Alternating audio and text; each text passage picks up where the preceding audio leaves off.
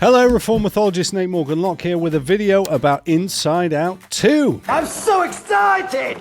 That's right, the sequel to the 2015 film Inside Out from Pixar is on the way in cinemas in the UK on June the 14th. I'm definitely going to be going to see it, and I'm very excited for several reasons. Number one, it's about time Pixar got back on the wagon.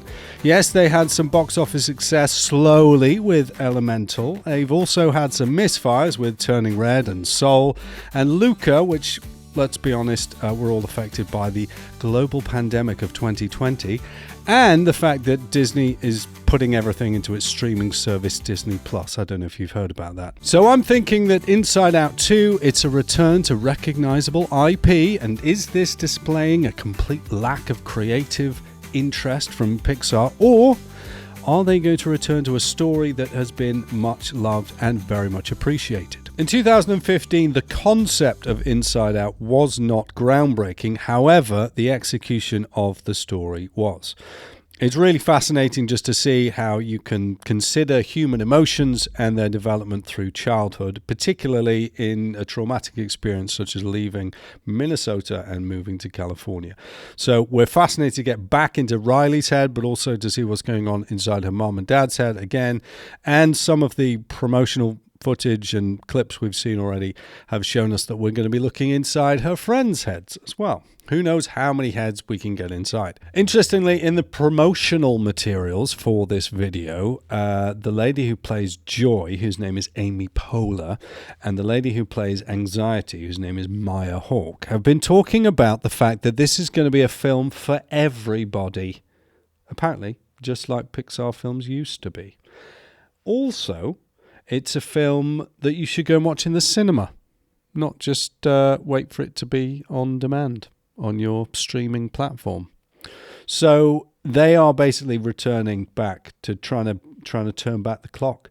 But it's been 9 years. It's been 9 long years since the first Inside Out film came out.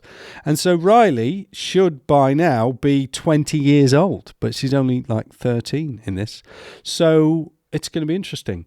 What's changed? The world has moved on. What's happened in those 9 years? It's going to be interesting to see what the world of Riley looks like in 2024. A second reason I'm excited about Inside Out 2 is because it could be as good a sequel as Toy Story 2. I know that sounds crazy, but I've been reflecting on it since watching the trailer.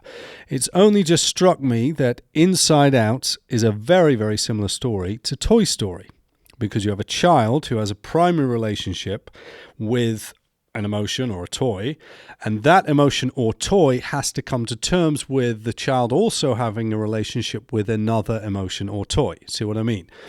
Andy, Woody, Buzz. Woody has to come to terms with the fact that Buzz is also one of Andy's toys. Riley, Joy, Sadness.